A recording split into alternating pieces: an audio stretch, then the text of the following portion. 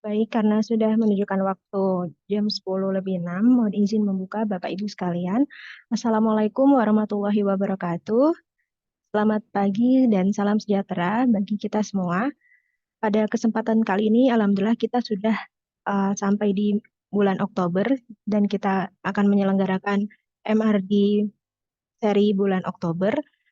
Telah hadir di sini bersama kita para ketiga pembicara yang hari ini akan memaparkan terkait berbagai topik yang tentunya sangat menarik. Yang pertama ada Bu Lutfi. Halo Bu Lutfi, boleh cek sound dulu Bu? Halo Salwa, apa kabar? Ya, Bu Lutfi pada pagi hari ini akan memaparkan sebuah paparan yang berjudul Modeling Metadata and Data from Census and Surveys with Graph Database. Kemudian yang kedua ada Bu Nori. Halo Bu Nori. Halo Salwa. Ya, Bu Nori pada pagi hari ini akan memaparkan sebuah materi yang tidak kalah menarik ya, yang berjudul User Perception Towards Telemedicine Before and During COVID-19. Kemudian yang ketiga ada Pak Anang. Pagi Pak. Halo Salwa. Ya, eh, topik dari Pak Anang ini sangat menarik ya Bapak Ibu sekalian, berjudul Don't Get Dazzled with the Brightness of AI Before It's Too Late That It Turns into the Dark Side, yaitu tentang the ethical principles of AI. Tanpa memperpanjang waktu, oh ya mungkin sebelum masuk ke pemaparan, untuk sesi paparannya masing-masing pembicara akan diberi waktu 15 menit, kemudian dilanjutkan oleh tanya jawab. Kemudian mungkin kita langsung persilakan saja kepada pemapar pertama yaitu Bu Lutfi. Silakan Bu Lutfi. Waktu dan tempat dipersilakan. Nggak urut ini ya, tertua dulu ya. Oh gimana Bu? Oh ya tertua dulu Yang Bu. paling menarik dulu aja. Oh Bu, boleh Pak. Paneng mau duluan Pak. Hehe, tanya ke audiens ya, pengennya yang mana dulu? Saya dulu Gimana aja Bapak boleh Ibu? nggak Pak? Oh ini Bu Nari mau duluan nih. Iya biar bisa lebih dulu.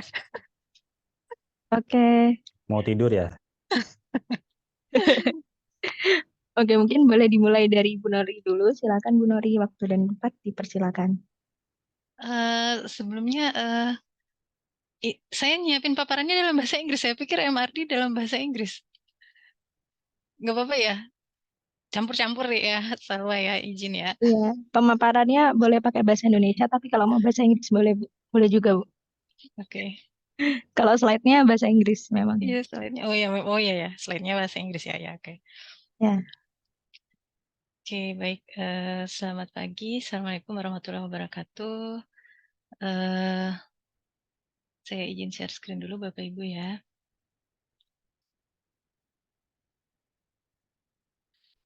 Oke, baik. Good morning, ladies and gentlemen. In this great morning, great opportunity, I will share one of my research with one of my students, Talita Nabila Saifana. The research paper, the title of the research paper is User Perception Towards Telemedicine Before and During COVID-19. Before we discuss further about this paper, what is telemedicine? First, I will explain to you what telemedicine is. So telemedicine is the delivery of one of the implementation of ICT usage in health sector is telemedicine. The World Health Organization defines telemedicine as the delivery of health services by health professionals by utilizing ICT to diagnose, to treat, to prevent and evaluate health condition of a person who is remote from health facilities. So there are two keywords here: is utilizing ICT and delivery of health services. So the health professionals and the patients are somehow separated by distance. And the ICT di sini itu bisa mencakup apa saja gitu, bukan hanya dalam bentuk mobile apps atau ya suatu aplikasi gitu, tapi mencakup web, wujudnya dalam bentuk web atau misalkan via WhatsApp. Yang penting the professional and the patients itu separated by distance and itu difasilitasi oleh ICT, maka itu sudah termasuk dalam telemedicine. The health service include online consultation, buying medicines, making appointments, anything that across distance services. So why telemedicine? What is it that makes us concerned about the telemedicine? In Indonesia, the number of doctors is relatively small and uneven.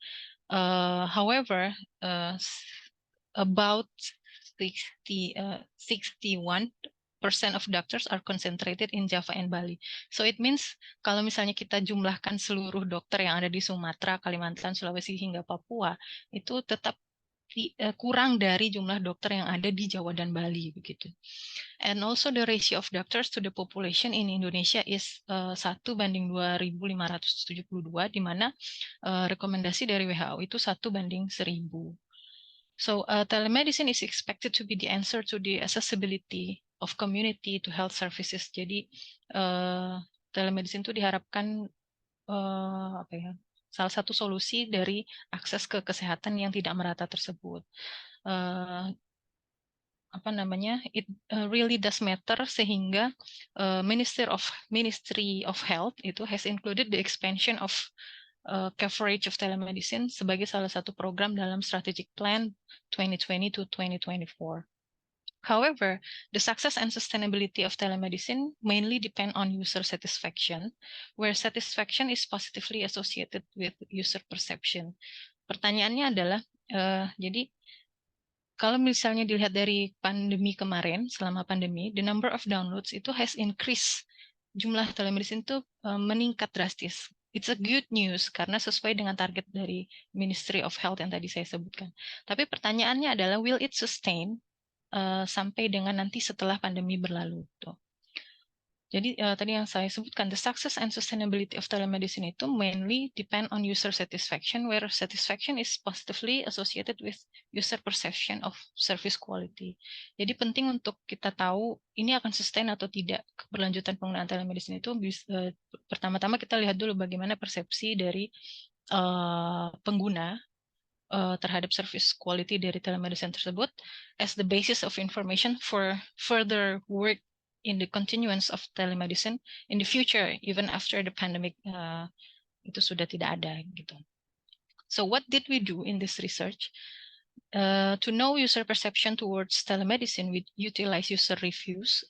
At this moment, telemedicine are primarily mobile apps based. So user reviews are available in large number, which has potential to be utilized. To extract the information from these reviews, we combine sentiment analysis and topic modeling. First, from sentiment analysis, we would know the polarity of each review.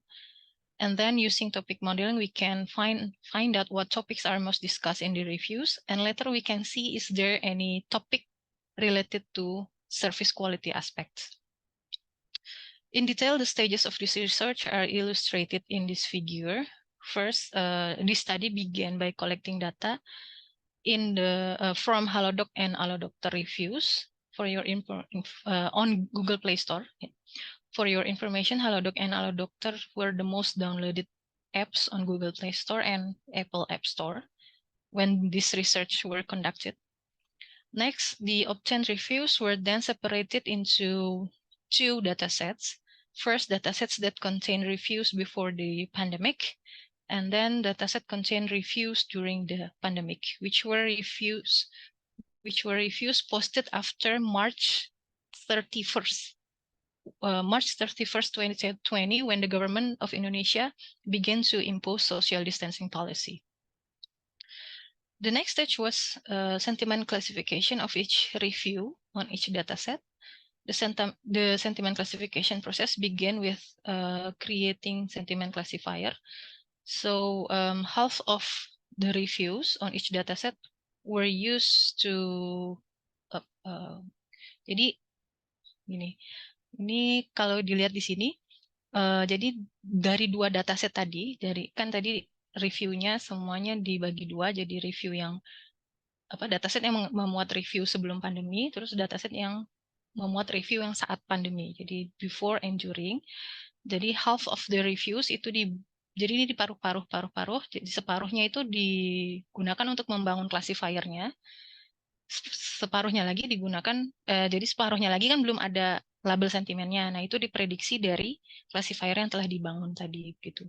Nah, classifier-nya itu dibangun menggunakan 3 algoritma, naive Bayes, SVM, dan KNN. Kemudian dipilih mana yang terbaik, itu yang digunakan untuk predict the sentiment for the rest of the dataset. Jadi setelah di stage ini didapatkan review yang positif before COVID, negatif before COVID, positif dan negatif yang during COVID gitu. Nah, dari keempat set ini jadi 4 set data, dicari topik-topik yang paling sering didiskusikan di masing-masing ini, lalu baru di mapping ke service quality. Ada nggak dari topik-topik itu yang berkaitan dengan service quality? Gitu. The topic modeling using the LDA algorithm. Next. Kita langsung lihat resultnya. First, about the number of reviews. The data collection process resulted in about 54.000 reviews, consisting 17,000 itu review yang before pandemic tadi, sedangkan untuk yang review during pandemic itu about 37,000. As you can see, the number of reviews increased, doubled during pandemic compared to the number of reviews before the pandemic. It indicates that the usage was indeed increased during pandemic. However, if we compare the number of reviews during the pandemic per month with the number of COVID-19 cases per month, kita bisa lihat di sini kalau misalnya jumlah kasus itu naik, jumlah kasus COVID itu yang warna orange, sedangkan yang jumlah reviewnya itu warna biru. Kalau jumlah kasusnya naik, jumlah reviewnya juga naik. Kalau jumlah kasusnya turun, jumlah reviewnya juga turun. Jumlah kasusnya naik lagi, reviewnya naik lagi. So, dari grafik ini bisa kita lihat bahwa the number of reviews during the pandemic has increased and decreased in line with the pattern with the increasing and decreasing cases number of COVID-19. So based on this, we suspect that beside the increasing usage during pandemic, the use of telemedicine apps by some user are only temporary. This is our suspect, that the use during the pandemic are only temporary due to the circumstances that we cannot go outside our home, including visiting doctors, pharmacy, or other healthcare facilities. And then the predicted result of sentiment classification, we can see that the sentiment were dominated by positive sentiment, as shown in this figure. If we compare the sentiment analysis prediction with the star ratings from the Google Play Store,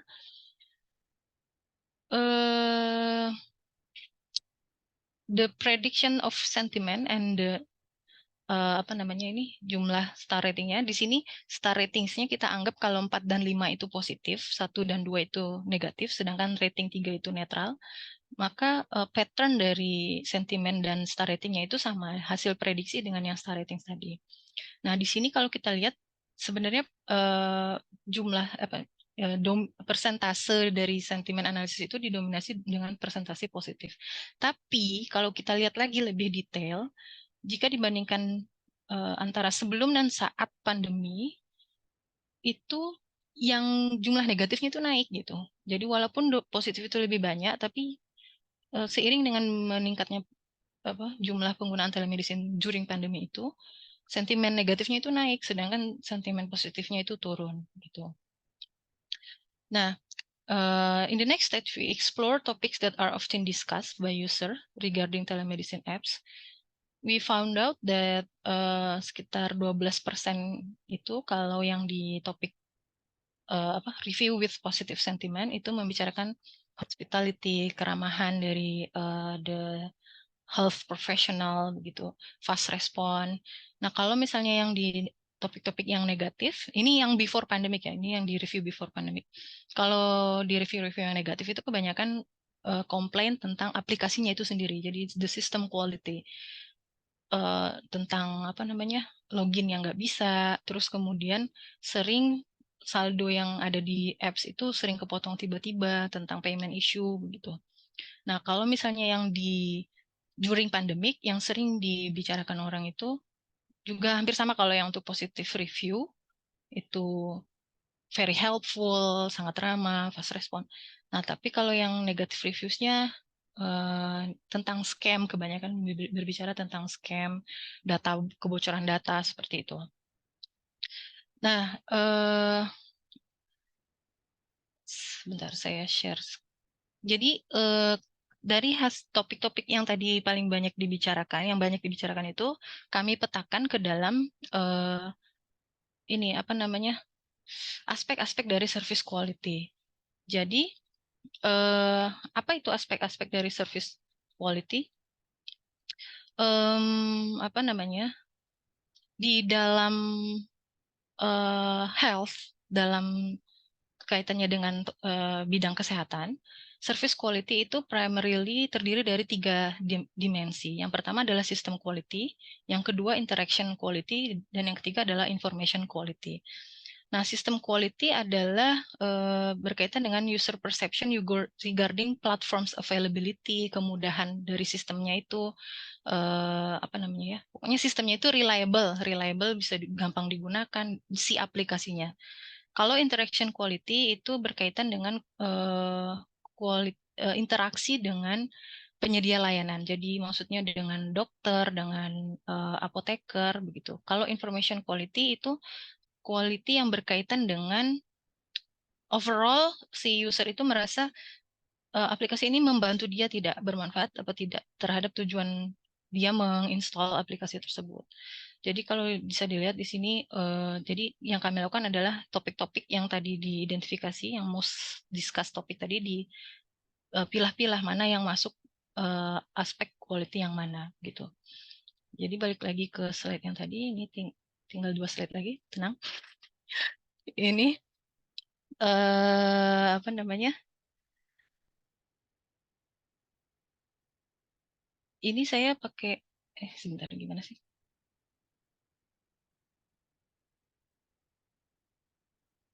Sip.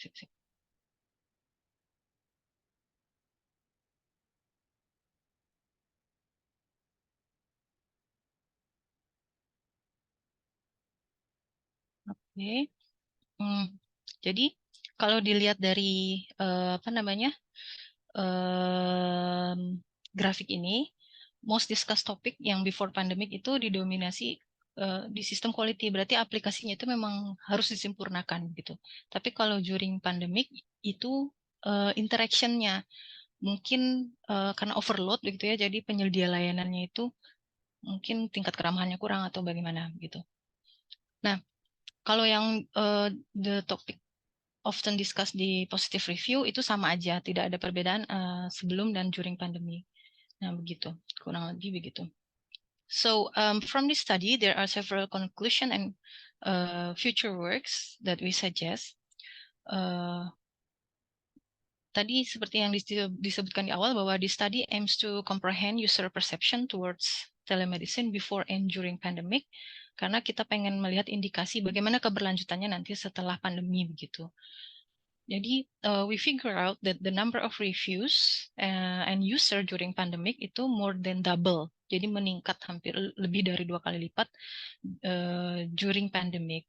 Unfortunately, the increasing number of user during COVID-19 pandemic itu does not mean that the positive perception-nya itu juga naik gitu. Seperti yang tadi saya sudah jelaskan bahwa sayangnya peningkatan jumlah download atau pengguna itu, tapi negative sentiments-nya itu juga naik begitu.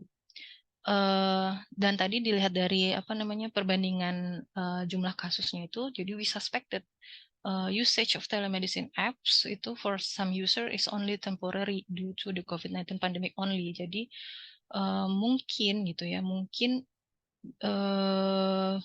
bisa jadi nanti setelah atau saat ini ya, setelah COVID-19 itu sudah tidak ada, when the government regulation about social distancing policy itu udah nggak ada, telemedicine itu khawatirnya akan mungkin berkurang drastis penggunaannya. Tapi further work is needed to prove our suspect ya, these early findings. Kemudian findings yang kedua adalah during the pandemic, negative reviews itu spread in all three dimensions of service quality gitu. Jadi terutama yang paling banyak dikomplain tadi adalah sistem quality dan interaction quality. Nah, artinya kalau misalnya kita ingin keberlanjutan telemedicine itu terus berlanjut walaupun pandemi sudah tidak ada, artinya sistem quality-nya ini yang harus diperbaiki. Memang dari apps-nya itu tadi terutama tentang yang tidak bisa login, tapi yang paling banyak dikomplain itu adalah scam. Yang pertama itu adalah sering kepotong ada saldo yang mengendap di situ begitu. Terus yang kedua adalah data yang bocor. Jadi khususnya untuk yang AloDokter itu banyak banget review yang menyebutkan setelah dia install AloDokter itu kemudian ada banyak penawaran kayak asuransi apa-apa segala macam. Nah, the last is the study shows that online user reviews can be utilized to obtain user perception by conducting sentiment analysis, topic modeling, and categorizing the most discussed topic into service quality dimension. But unfortunately, yang kita lakukan itu are limited to Halodoc and AloDokter application, Halodoc and AloDokter apps only gitu. Padahal other telemedicine apps itu banyak available in Indonesia, such as Klik Dokter, Good Dokter, dan lain sebagainya begitu. Bahkan via WhatsApp itu sebenarnya kita itu adalah masuk ke dalam definisi telemedicine. Mungkin further research can enrich other coverage of telemedicine sehingga lebih representatif terhadap telemedicine secara keseluruhan. Mungkin itu demikian dari saya, Bapak Ibu dan Salwa. That bring us to the end. Thank you so much for your time and attention. Assalamualaikum warahmatullahi wabarakatuh. Waalaikumsalam warahmatullahi wabarakatuh. Baik, terima kasih banyak atas pemaparannya Bu Nori, sangat menarik ya terkait telemedicine dan ternyata analisisnya cukup mendalam dan banyak insight yang bisa kita ambil dari analisis yang sudah dilakukan. Baik, untuk pemaparan kedua, silakan boleh Bu Lutfi atau Pak Anang dulu nih yang mau memaparkan duluan. Ya, Pak. Gimana Pak? Sesuai urutan aja, nomor urut. Kalau dari nomor urut, Bu Lutfi pertama sih Pak. Ya udah deh. Baiklah. Oke, Oke. baik. Silakan Bu Lutfi. Baik, terima kasih Salwa. Bapak Ibu semuanya, mohon izin saya akan memaparkan materi saya. Mungkin mohon maaf kalau kurang sesuai dengan ekspektasi ya. Thank you for the opportunity. Now I will share with you about Graph database and how to use it in data and data from census modeling.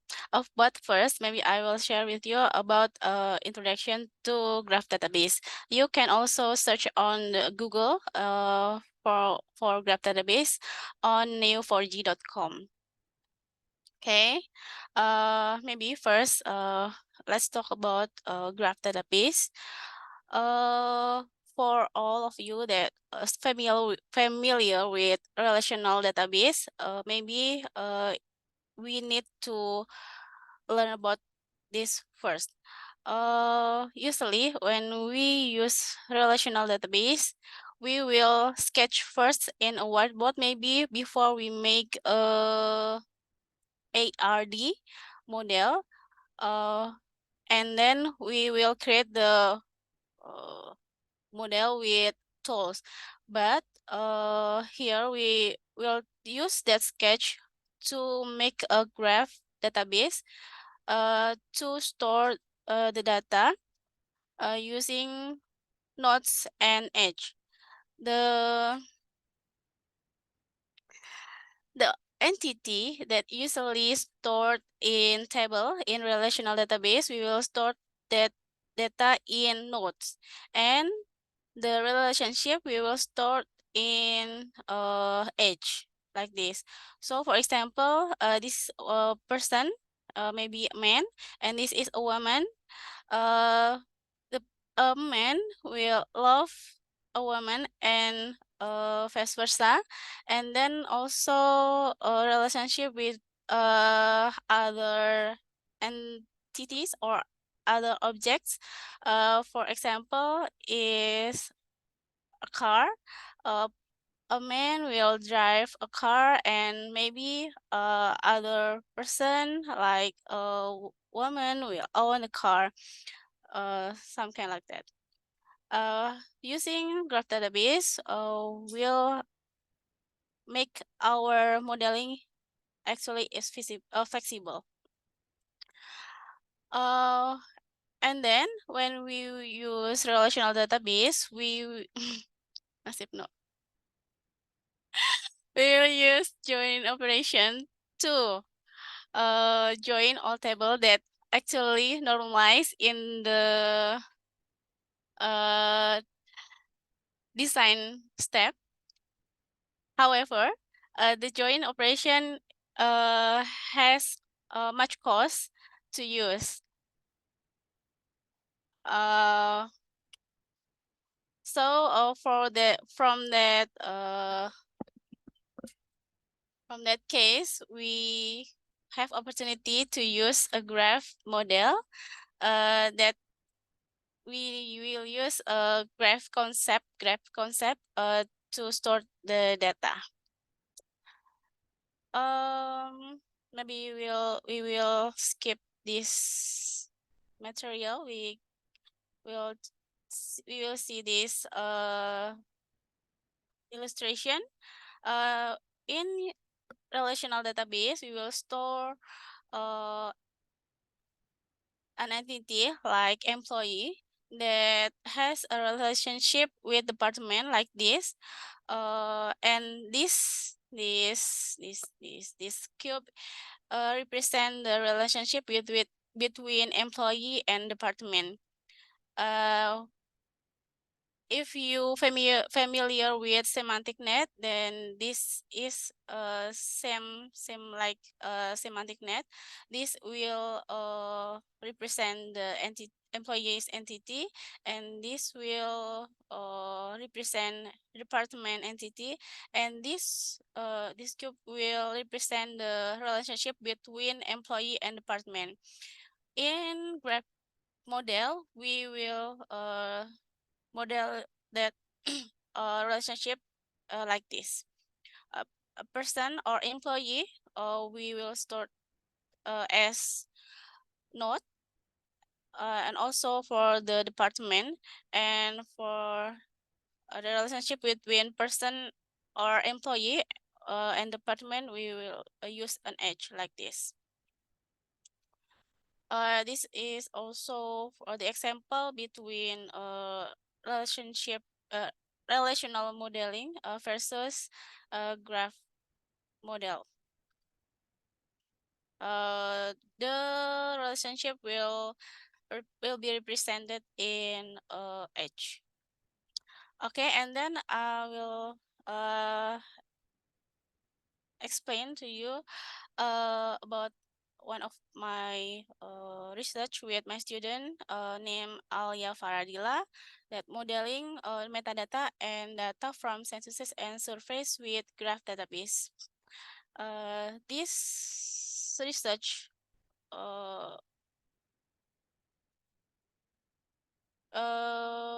has a background that we actually shifting to non-relational database, and for maybe many company also try to learn about non-relational database to cover data in their business.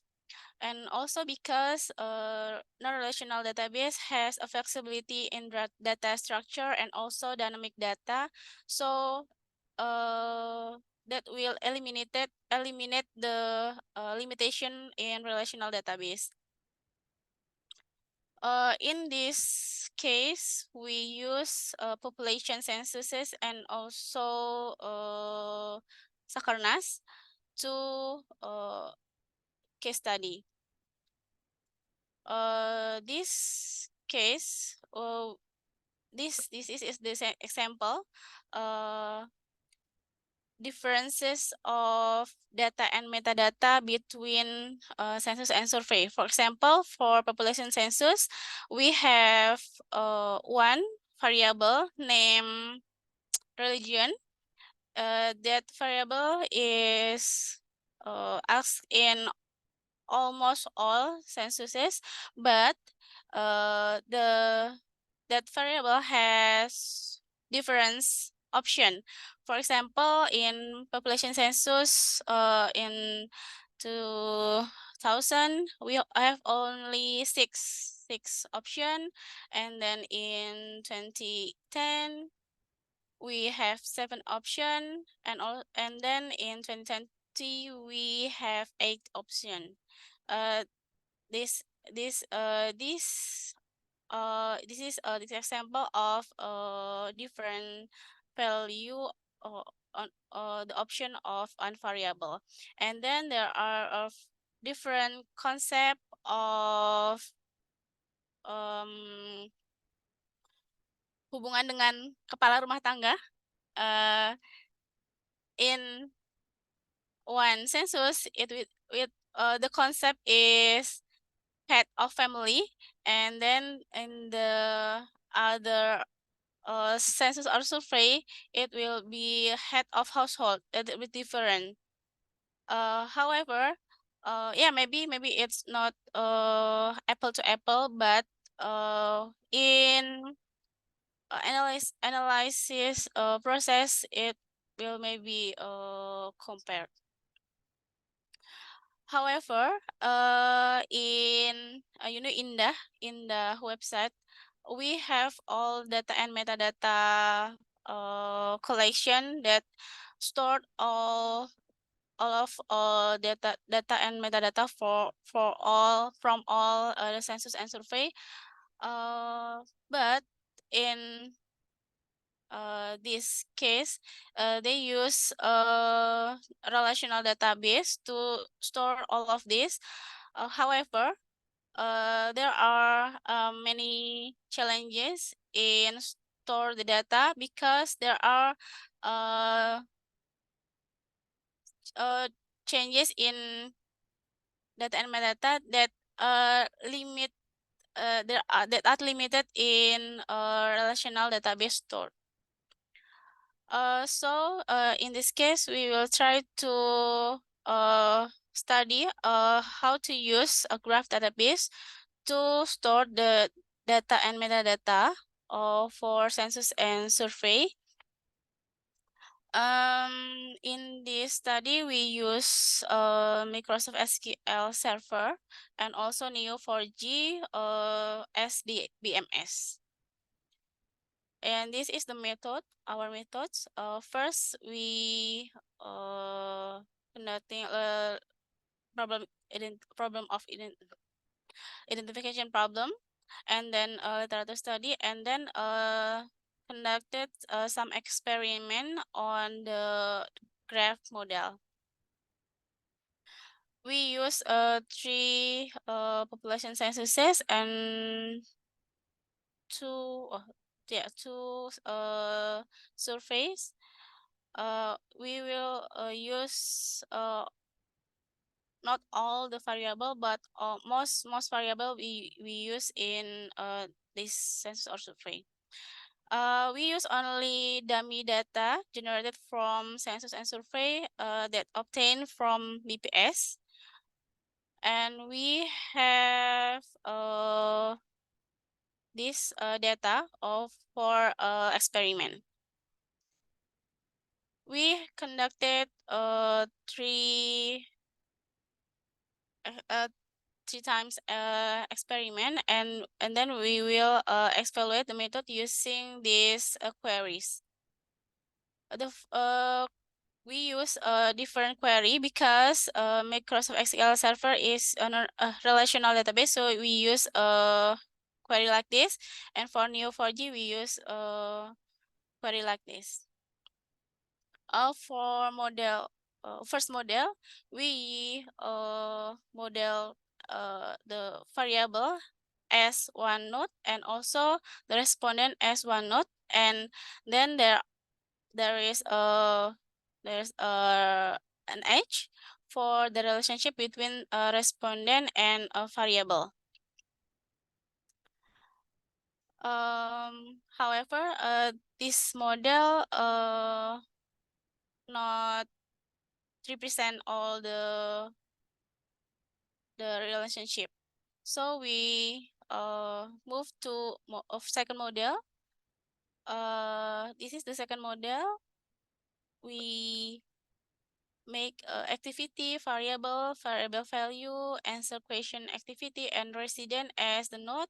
And there are many relationship here. However, because analysis process is often carried, also often involve non-replaceable data such as gender and age, maybe it is necessary to streamline the data model by storing the information in respondent data only, not in resident, because there are household data and also respondent data. So in the third model, we separated the household data and respondent data. If the survey or census is household based, then there is a relationship between respondent and household. But if the census or survey is not a household based or maybe a person based, we will strike to this relationship. For the activity metadata here, this activity includes information from the activities that performed. It is actually the generalized model. So actually it is contain several nodes with the name of activity variable, and it has attribute some like ID, name, year, category, and etc. and other attributes that can be added if needed to store. And then for respondent and household metadata contain variable that related to their node. For respondent data, it only contain attribute ID, date birth, month birth, year birth, and etc. that are related to a person. And for household data, there are ID and other attributes that are related to household. And there are relationship among the nodes, such as find that relate will connect the activity and variable, and then value relation connect the variable and variable value. For example, if the variable is last education, then the variable value is SMA, SD, and etc. And yeah, you can see in this picture. And for the experiment, we conducted a performance comparison. For the first result, we conducted a write operation experiment to write the data from 1,000 until 10,000 gradually, and we can see here that this line is for Microsoft SQL Server has some kind of constant speed, but for Neo4j, we have the significant spike in here. And for delete operation, with gradual number of data, we conducted a simple delete operation. However, the time execution is not so different. And for the query execution, for the simple query, you can see here that Microsoft SQL Server is, it's better than Neo4j because it has a lower execution time. And for query aggregated query, Neo4j can compete with Microsoft SQL Server with a constant speed and has no significant, a higher time execution, but on average, it still better than Microsoft SQL Server. And for third query, for such query, Neo4j is on average still better than Microsoft SQL Server. For fifth query, Neo4j capabilities appear to be far behind Microsoft SQL Server. And for fourth queries and sixth queries, the more tables are connected, the more Microsoft SQL Server advantage decrease, while Neo4j's performance remains constant, like this. You can see here. Okay, and we also collect throughput, memory, and also the data received. The throughput value is used to compare the number of processes successfully performed by both the BMS. And here, Microsoft SQL Server has better performance than Neo4j. And for the memory usage, we get the result that Neo4j has a larger size of memory. And for the data received, we get the result that reserve value of Neo4j is higher than Microsoft SQL Server. So in conclusion, we have already successfully implemented data and metadata modeling using graph database. However, in almost experiments, Neo4j cannot compete with Microsoft SQL Server. So maybe for future works, we can do some experiment with other models or other structure, not only in graph database but also in other NoSQL model. And also maybe we can use measuring tools or software or techniques, because all of our result kind of influence or depend on the tools, that is Apache GMeter. Okay, maybe that's all my presentation, and thank you. Baik, terima kasih banyak Bu Lutfi. Sangat komprehensif sekali yang dibahas Bu Lutfi terkait penerapan graph database ya. Baik Bapak Ibu, mungkin kita langsung saja masuk ke sesi pemaparan yang ketiga, yaitu Bapak Anang. Gimana Pak? Sudah siap?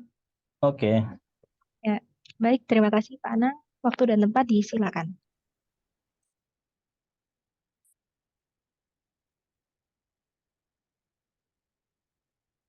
Baik, selamat pagi menjelang siang. Good morning. Ohayo gozaimasu. Sugeng enjang. Sebelum masuk ke topik, mungkin saya cerita sedikit ya terkait dengan riset ini. Jadi sebetulnya ini kajian kelompok dosen ya yang digagas tahun lalu oleh Bu Lia selaku Ketua Pusat Kajian sains data, jadi saya terima surat cinta waktu itu. Ada Bu Lutfi juga dan Bu Nori sebetulnya ya, yang mengajak untuk melakukan kajian terkait dengan etika data, khususnya big data.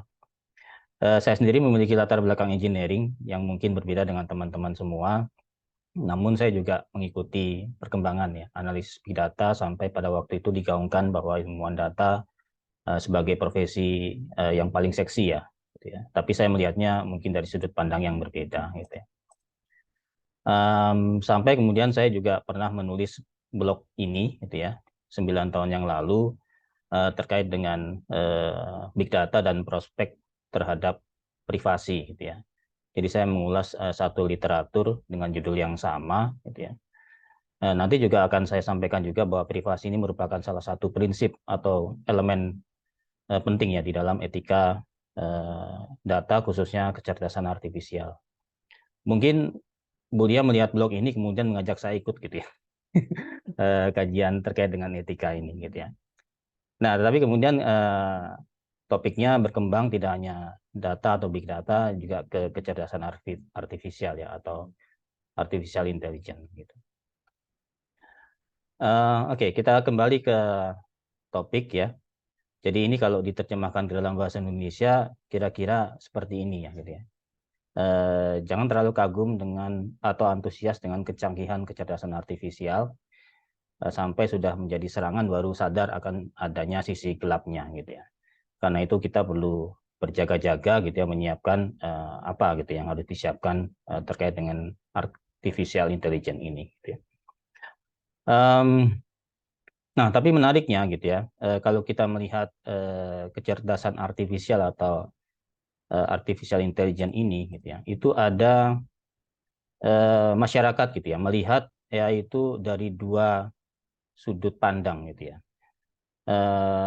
Yang pertama adalah mereka yang menganggap atau merasa sangat antusias gitu ya dengan AI ini dan melihat peluang secara positif gitu ya terhadap apa yang akan bisa terbantukan ya dengan adanya artificial intelligence ini.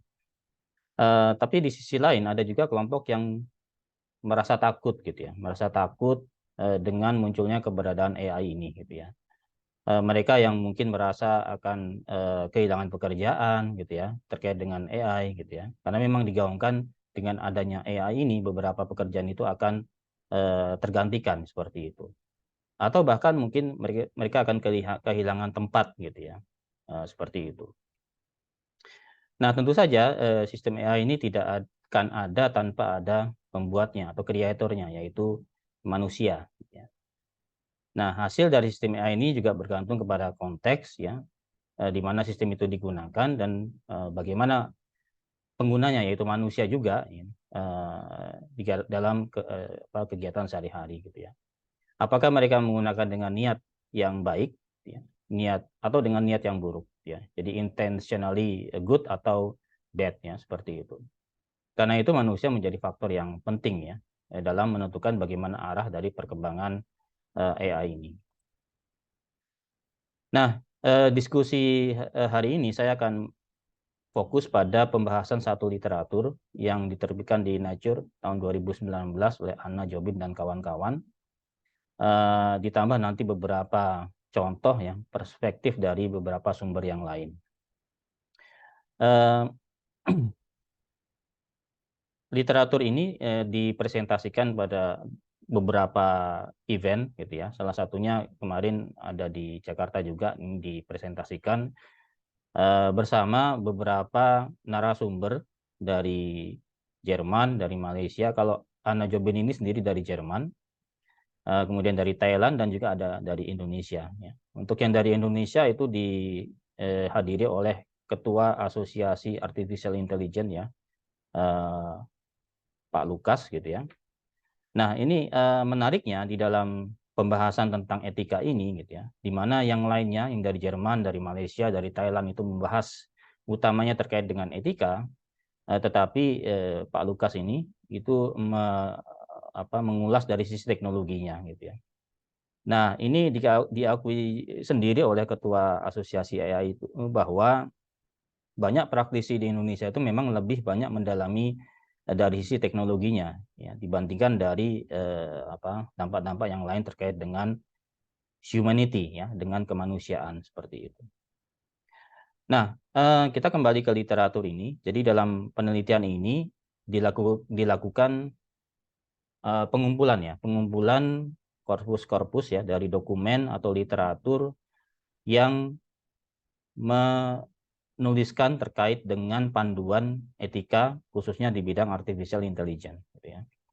Nah, setelah dilakukan pengumpulan korpus-korpus tersebut ya, kemudian dilakukan pengolahan preprocessing ya, kemudian dihilangkan duplikasinya, kemudian dilakukan analisis isi konten ya.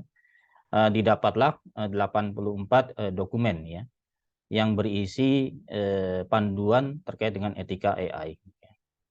Nah, terlepas dari tingginya tingkat kesepemahaman ya dalam beberapa prinsip etika ya, ditemukan juga adanya perbedaan substantif ya terhadap bagaimana para pelaku atau praktisi ataupun stakeholder pemangku kepentingan itu dalam menyikapi AI maupun etika AI tersebut.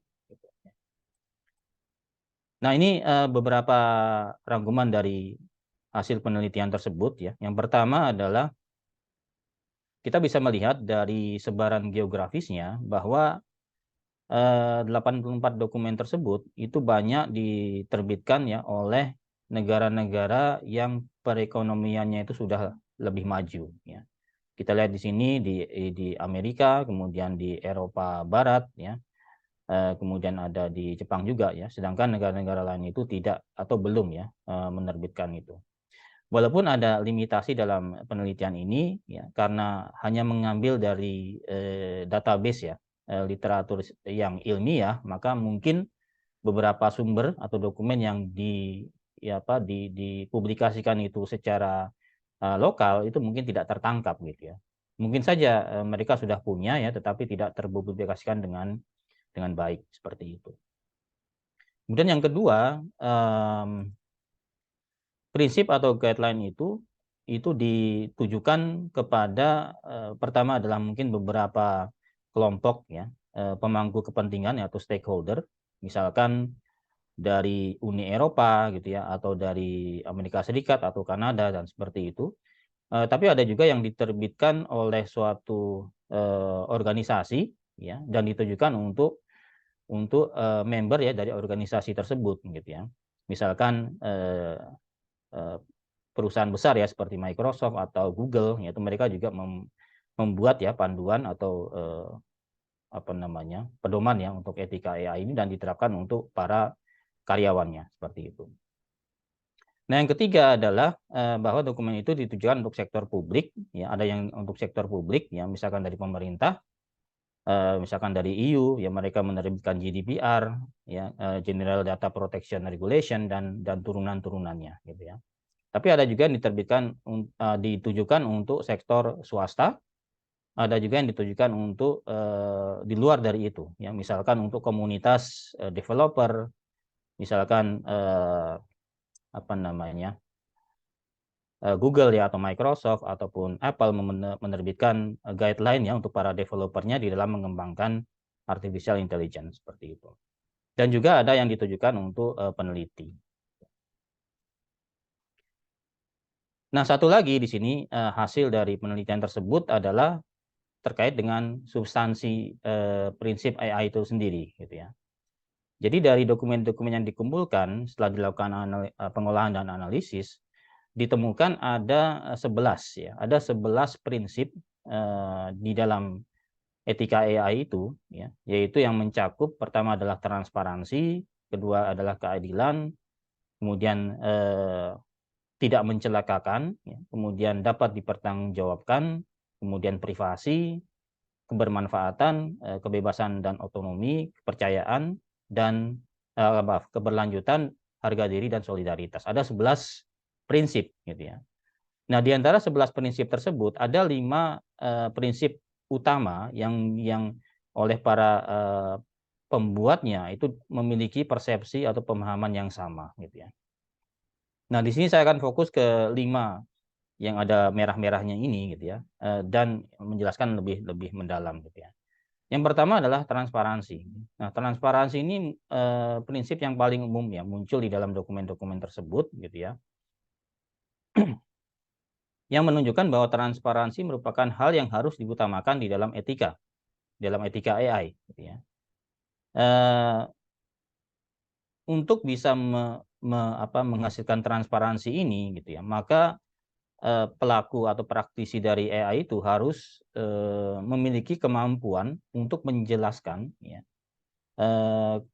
apa yang mereka lakukan ya, atau algoritma apa yang mereka gunakan gitu ya, atau model apa yang mereka buat gitu ya, untuk membuat suatu aplikasi artificial intelligence ini. Kemudian yang kedua adalah justice and fairness ya, atau prinsip keadilan. Ini juga menjadi prinsip yang penting di dalam artificial intelligence gitu ya.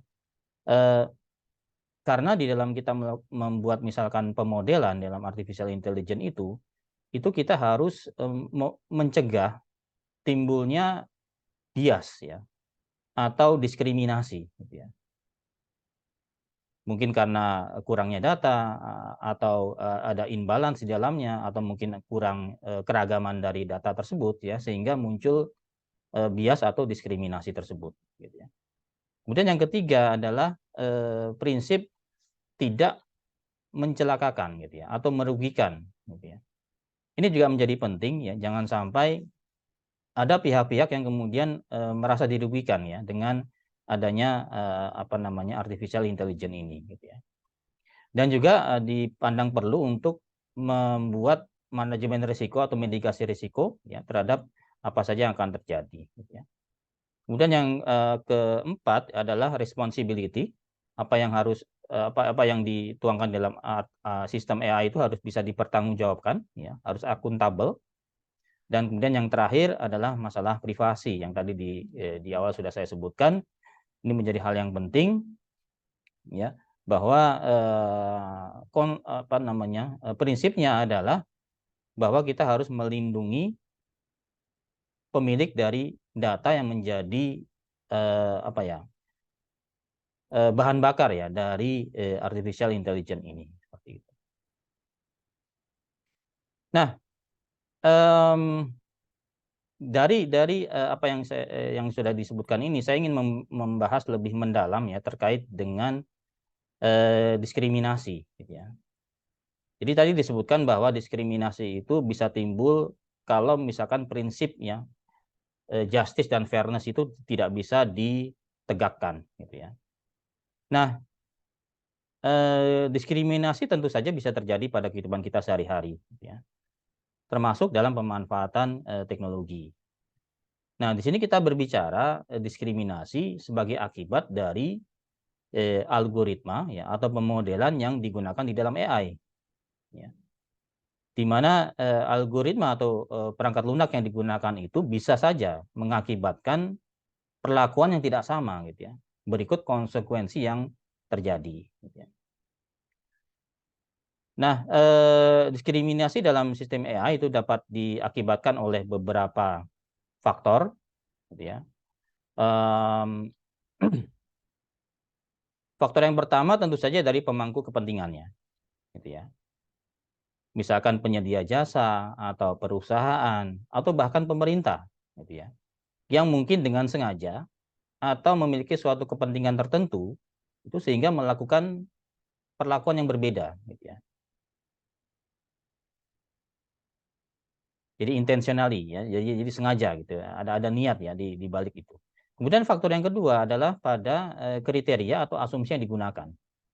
Jadi dalam pemodelan itu atau coding ya, algoritma yang dibangun ya, itu mungkin saja terjadi adanya mismatch gitu ya, atau flaw ya, atau glitch gitu ya, seperti itu.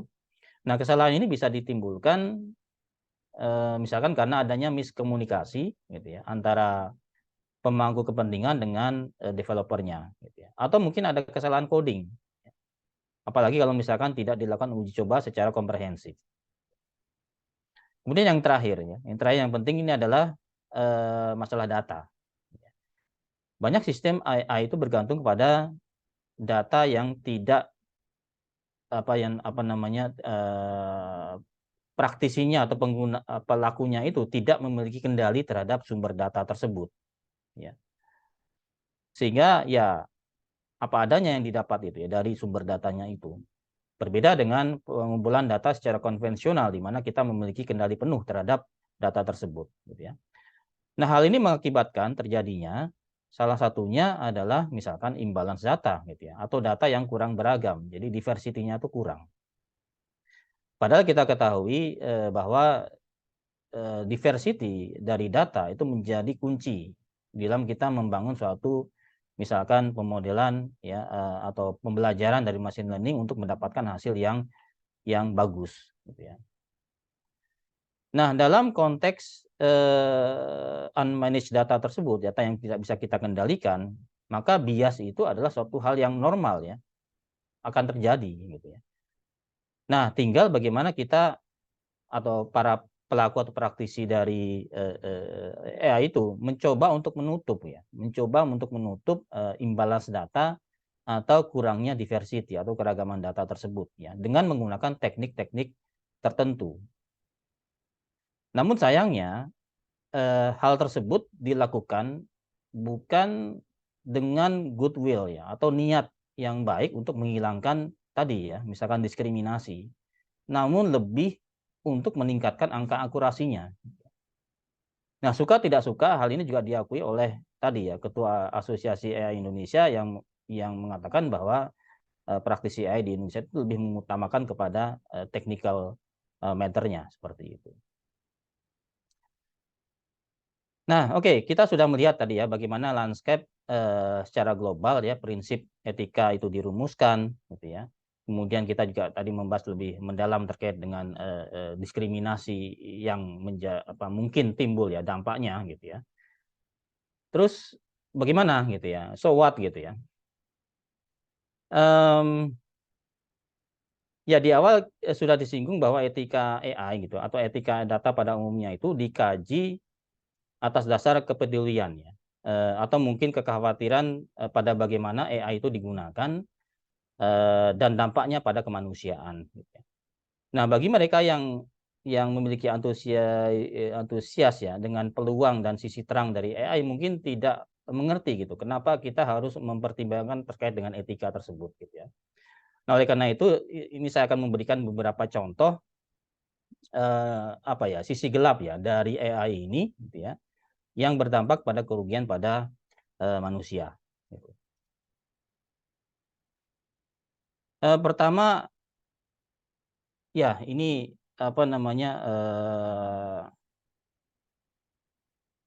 hal yang terjadi belum lama ya di tahun 2020, gitu ya, di mana suatu kebijakan yang diambil oleh Kementerian Pendidikan di Inggris ya, yang mereka membuat suatu penilaian kepada pelajar yang dalam masa pandemi itu mereka tidak bisa mengikuti tes di tempat gitu ya. Jadi mereka membuat suatu algoritma untuk mengeluarkan nilai ya berdasarkan nilai yang mereka miliki ya sebelumnya ya dan faktor-faktor yang lain, parameter yang lain, kemudian mereka mengumumkan suatu nilai gitu ya. Dan nilai ini nanti akan digunakan untuk misalkan mendaftar ke perguruan tinggi seperti itu. Nah, hasilnya ternyata 40% dari pelajar itu mendapatkan nilai yang kurang dari ekspektasi mereka, dari perkiraan mereka. Dan itu membuat kerusuhan, ya. Membuat kerusuhan, kemudian para pelajar itu turun ke lapangan, gitu ya. Bahkan mereka sampai meneriakkan kata-kata yang tidak pantas, gitu ya. Bahkan ini muncul di dalam publikasi ilmiah, gitu, kata-kata tersebut yang F itu, gitu ya. Nah, karena muncul seperti itu, akhirnya Kementerian Pendidikan Inggris ya menarik pemberian nilai tersebut ya, kemudian mereka melakukan perbaikan.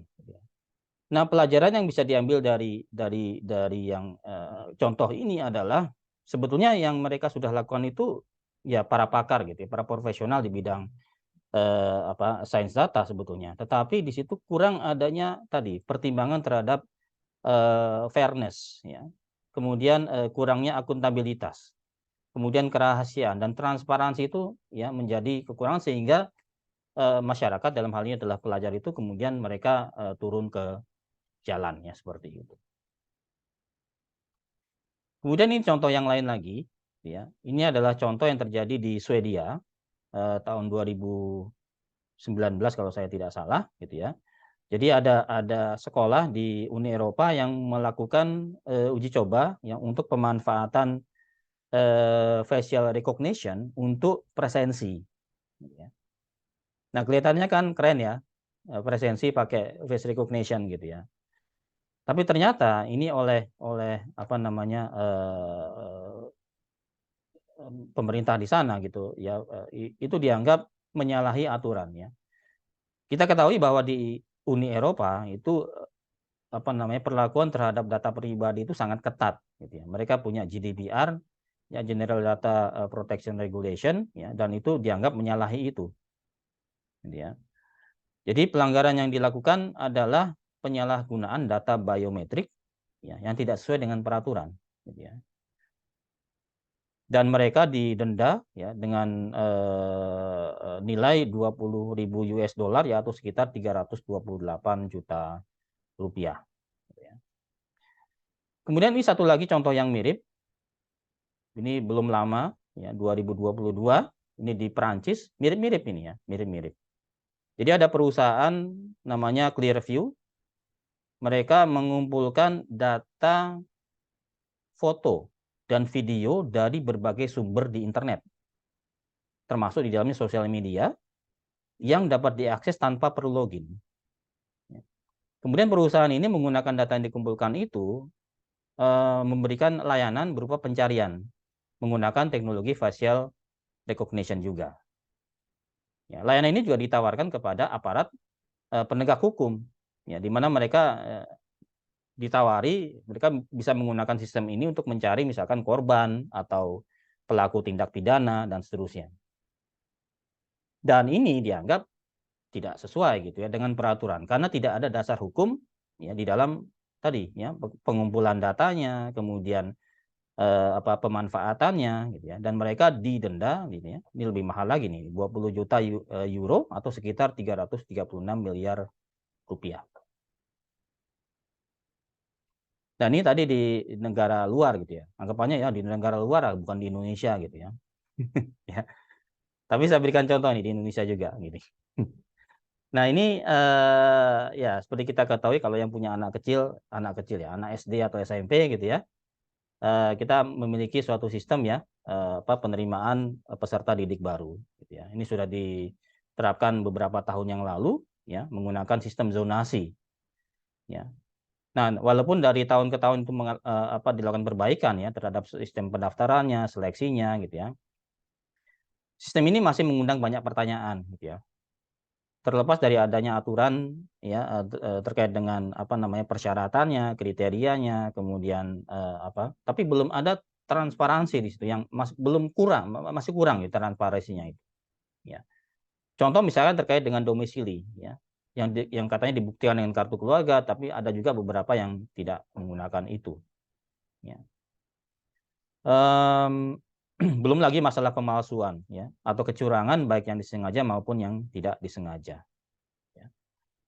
Nah, contoh-contoh di atas gitu ya, seharusnya sudah cukup ya memberikan motivasi bagi para pemangku kepentingan ya atau praktisi ya di dalam mereka menerapkan teknologi ya, khususnya yang berkaitan dengan artificial intelligence ataupun tadi ya algorithm based ya decision making seperti itu. Namun masalahnya adalah panduan saja tidak cukup gitu ya, tapi harus ada kekuatan hukum di situ gitu ya. Itu pun kalau ada gitu ya. Kalaupun ada, tinggal bagaimana nanti secara sistematik gitu ya, secara sistemik gitu ya, itu diterapkan gitu ya. Terus bagaimana caranya gitu ya. Nah, di sini saya mungkin memberikan contoh untuk disiplin ilmu yang lain ya. Misalkan di dunia kedokteran itu ada yang namanya sumpah dokter ya. Ini berawal dari zaman Hippocrates dulu ya. Jadi di situ di dalam salah satu naskah sumpahnya itu disebutkan first do no harm gitu ya. Artinya yang pertama itu adalah jangan membuat kerugian ya, atau menyelakai gitu ya, mencederai dan seterusnya. Dan di Indonesia sendiri itu diatur dalam peraturan pemerintah gitu ya. Jadi dalam peraturan pemerintah itu ada yang namanya sumpah dokter gitu ya. Dan itu selalu dibacakan ya oleh dokter yang diambil sumpahnya sebelum mereka praktek seperti itu. Nah, bagaimana dengan disiplin ilmu yang lain? Di sini ada insinyur ya. Jadi insinyur ini juga merupakan profesi yang mereka akan diambil sumpahnya. Ada naskah sumpahnya juga. Jadi mereka sebelum praktek ya itu akan diambil sumpahnya ya, dan mereka harus mengikuti itu ya. Mulai dari ada kode etiknya dan sebagainya. Gitu ya. Nah, bagaimana dengan yang misalkan kita gitu ya, yang artificial intelligence, bukan kita ya. Saya sih nggak ikutan. Ya untungnya gitu ya, untungnya sebetulnya sudah ada ya upaya dari pemerintah ya, dan juga beberapa akademisi, kemudian perusahaan, industri ya, dan juga komunitas ya, untuk membangun suatu tadi ya guideline gitu ya. Nah, ini diawali di tahun 2020 ya, diterbitkan atau dibuat ya yang disebut dengan Strategi Nasional Artificial Intelligence ya, sampai dengan tahun 2045 Indonesia Emas gitu ya. Jadi bagaimana visi ke depannya gitu ya dari pengembangan artificial intelligence ini gitu ya. Nah, di dalam buku Stranas AI ini itu tercakup ya, ada etika dan kebijakan juga di situ ya. Di bagian pertama malah gitu ya. Yang lainnya misalkan pengembangan talenta, infrastruktur dan lain sebagainya gitu ya. Artinya di sini memang sudah dianggap penting gitu ya untuk ini. Dan bahkan menindaklanjuti dari Stranas AI itu ya, ini Kominfo ya sebagai yang bertanggung jawab di bidang teknologi atau penyusunan kebijakan itu akan menyusun yang disebut dengan tadi ya panduan etika AI seperti itu. Mudah-mudahan ini tidak lama lagi akan keluar ya, sehingga para praktisi, para pelaku AI di Indonesia itu punya panduan gitu ya, seperti itu. Oke, nah sebelum saya mengakhiri, ada 2 slide lagi. Yang pertama, ini saya akan mengangkat beberapa isu ya terkait dengan ethical principle in AI, ya. Apa ya? Ini saya mengambil contoh dari 2 perusahaan besar, ya, Microsoft dan Google, ya. Jadi yang pertama yang sebelah kiri Microsoft, ya. Jadi Microsoft itu awalnya mereka punya panduan, dan di dalamnya misalkan dari prinsip fairness ya, itu secara eksplisit ya mereka menuliskan bahwa AI itu harus dimaksimalkan ya tanpa merusak harga diri manusia, dan juga harus menjaga agar tidak terjadi bias. Namun setelah itu ini tahun 2016 ya. Namun setelah itu diubah ya. Yang tadi sisi-sisi negatifnya itu dihapus, cuman mencantumkan di situ bahwa AI harus diterapkan ya secara adil ya, seperti itu. Google juga sama ya. Google di awal mereka menuliskan don't be evil ya. Artinya sudah jelas di situ bahwa jangan ya membuat sesuatu yang bersifat negatif. Tapi kemudian itu hilang tidak dari kode etik mereka. Nah, yang menarik di sini adalah gitu ya. Yang awalnya ya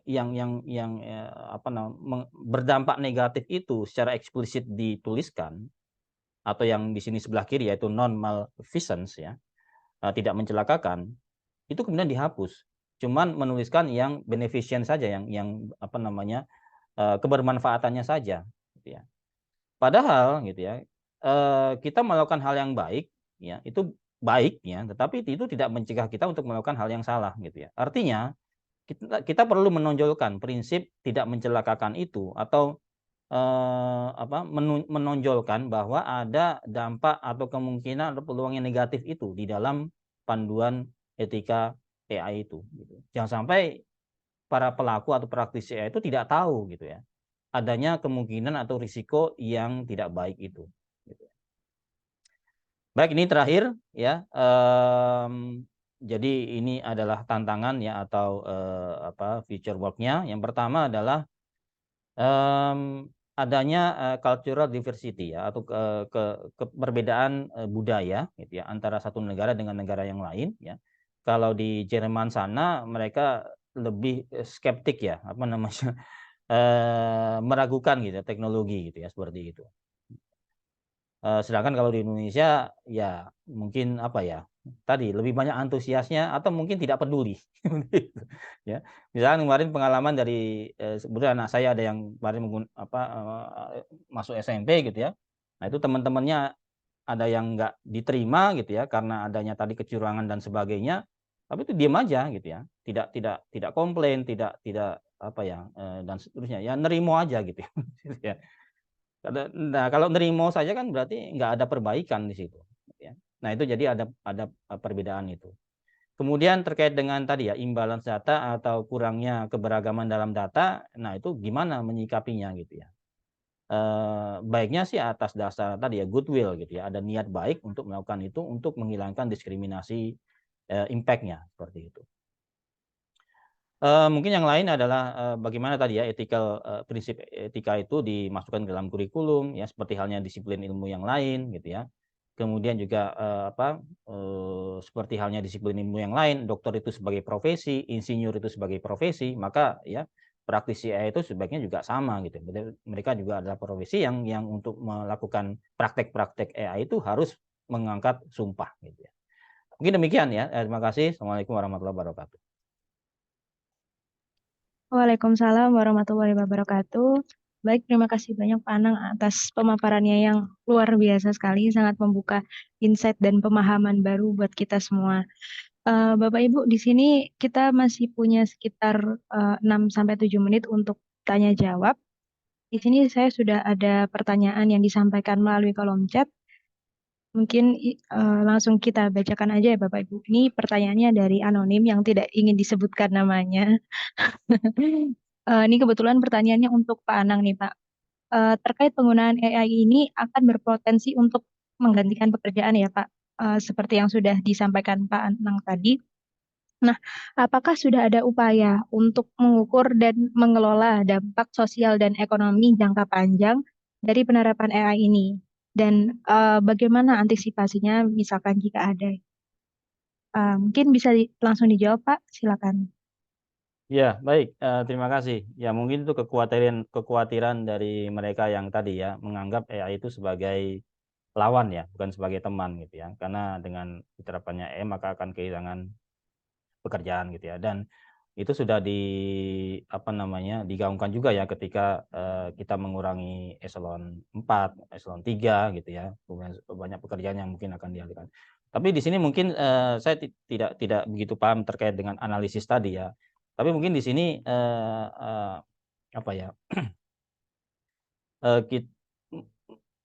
mungkin mereka yang merasa ketakutan itu, khawatir dengan pekerjaan yang hilang itu mungkin nanti bisa dialihkan cara memandangnya gitu ya. Yaitu bukan hilang ya, tapi dia akan shifting gitu ya. Dia akan beralih ke pekerjaan yang lain gitu ya. Itu yang harus disampaikan oleh pemangku kebijakan, oleh pemerintah khususnya atau perusahaan dan sebagainya gitu ya, bahwa ketika AI itu diterapkan mereka bukan kehilangan pekerjaan tetapi shifting ya gitu. Ini ada juga papernya sebetulnya ada penulis ya dari India kalau saya tidak salah itu mengatakan bahwa AI itu bukan masalah tadi ally atau apa namanya adversary gitu ya, tapi masalah bagaimana kita shifting powernya itu supaya mereka tidak kehilangan pekerjaan gitu ya. Mungkin itu ya bisa saya jadi nanti kalau misalkan ada yang mau mengkaji terkait dengan itu dampak ya terhadap misalkan kayak pekerjaan atau apa ya itu arahnya ke sana bagaimana mereka dialihkan gitu ya pekerjaan itu ke pekerjaan yang lain seperti itu. Oke, baik. Terima kasih banyak Pak Anang. Berarti lebih ke bagaimana menyikapi AI itu sendiri ya Pak. Nggak perlu takut takut AI akan menggantikan profesi-profesi yang sudah ada. Mungkin di sini masih ada sekitar 2-3 menit lagi. Siapa tahu Bapak Ibu ada yang mau bertanya. Mbak Salwa boleh tanya? Oh ya, silakan Bu Erni. Bu Erna. Oke, terima kasih atas waktunya. Saya ingin bertanya ke Bu Lutfi. Ya, kebetulan Bu Lutfi ini suhu saya di basis data ya. Yang untuk NeoGraph yang database Graph itu berarti per node-nya itu adalah record gitu ya, record setiap entity gitu. Apakah benar? Bisa. Terus apakah bisa ditunjukkan model yang terbuat gitu dari Neo-G-nya itu, Neo4j ya? Neo4j. Heeh. Model yang dari Sakernasnya itu bisa kelihatan. Kalau IRD kan ya paling satu halaman ya. Nah, saya mikirnya kalau satu node-nya itu berarti kalau misalnya ada 100.000 record, dia akan ada 100.000 untuk per entity misalnya. Mungkin saya share screen ya. Di sini saya Boleh. nggak install softwarenya, udah Mm, udah udah nggak ada. mm-mm. Tapi gambarannya sih kalau Gambarannya. mau lihat jadi seperti ini.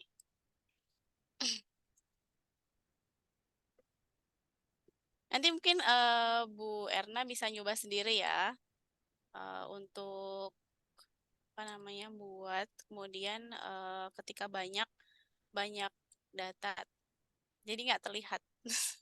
Wow. Kemudian seperti ini karena datanya banyak sekali jadi nggak terlihat.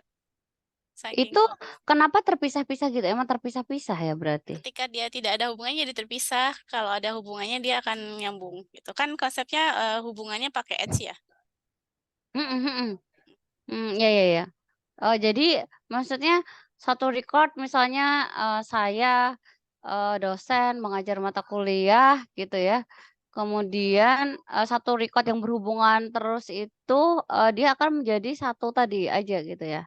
Sendiri Ya, seperti misalnya. kalau gampangnya yang beneran bisa dilihat, Bu Erna bisa langsung ke websitenya Neo4j aja. Mm, Neo4j gampangnya yang sini ya, yang graph database ya. mm. Ini untuk ini bukan entitas ya, lebih ke entity occurrence-nya ya. Occurrence ya Jadi objeknya. setiap occurrence-nya jadi begini. Nanti kalau banyak kan jadinya ya banyak grafnya ya. Mm-mm. Makanya ya memang ya kalau mau lihat satu-satu ya di zoom berkali-kali nanti akan kelihatan. Tuh. Oh, ya berarti makanya dia terpisah-pisah itu tadi karena ibaratnya satu occurrence itu dia berhubungan dengan apa entity yang mana aja gitu kan ya. Nanti dia akan terpisah dengan occurrence yang lain gitu. Cuman kan seperti di pemodelan relasional, kalau di pemodelan relasional kan satu objek atau suatu istilah itu mungkin bisa jadi entitas, mungkin bisa jadi atribut, mungkin bisa jadi hubungan juga.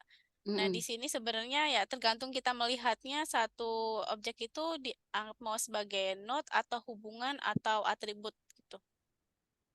Node Makanya nanti age kan ya. Oh, atributnya berarti ya ya ya ya ini ya. ada atribut ini misalkan ada satu occurrence person ya si dan dia atributnya nama, tanggal lahir sama alamat Twitternya. Oh, dia melekat aja ya. Iya tadi coba Bu Lutfi balik ke gambar tadi yang kecil-kecil tadi kan dia terpisah-pisah gitu kecil-kecil gitu ya. Ya karena itu tadi ya dia hanya di occurrence itu misalnya yang tadi itu personnya gitu ya. Dia dengan entity yang lain ya occurrence dia dari entity yang lain gitu kan sampai dia udah selesai nggak berhubungan lagi gitu kan. Terus untuk occurrence selanjutnya berarti dia akan muncul di satu ini lagi, terpisah gitu berarti ya? Kenapa gambarnya saya kira dia saling berhubungan gitu, Iya, kalau nggak berhubungan jadinya gini pisah-pisah. Bu Erna. Jadi satu ini kelihatan ya. Mhm. Satu ini terdiri dari atributnya, misalnya di bulan lahir, tahun lahir sama tanggal lahir. Ini kalau satu responden aja. Ya, satu node-nya. kalau dihubungkan ya tadi jadi ya graf, jadi kayak graf. Ya, grafnya maksudnya ini. Terus itu searching apa ke query-nya? Ya, ada Oh, query-nya sendiri. ya, oke deh. Ayo Baik, terima dicobain. kasih. Waiting list. Ya, kan udah relasional, ada document oriented. Nah, ini ada graf Hmm, biar ya, menambah wawasan. makasih ya. Iya, Thank you, Bu Lutfi. sama-sama. Tidak eksplor ya, Bu ya, bareng-bareng. Mantap Bu Erna. Baik, terima kasih Bu Lutfi atas eh, penjelasan tambahannya. Karena keterbatasan waktu, Bapak Ibu sekarang sudah menunjukkan pukul 11.31. Mungkin kita tutup saja sesi pada siang hari ini. Saya mengucapkan terima kasih atas Bapak Ibu yang bersedia hadir dan Bapak Ibu yang bersedia mempresentasikan ilmu yang sudah dikembangkan masing-masing. Semoga dapat bermanfaat bagi kita semua. Akhir kata, wassalamualaikum warahmatullahi wabarakatuh. Sampai jumpa di MRD bulan depan. Terima kasih banyak Bapak Ibu. Waalaikumsalam warahmatullahi wabarakatuh. Terima kasih ya. Warahmatullahi wabarakatuh. Makasih Salwa. Izin live. Terima kasih Bu.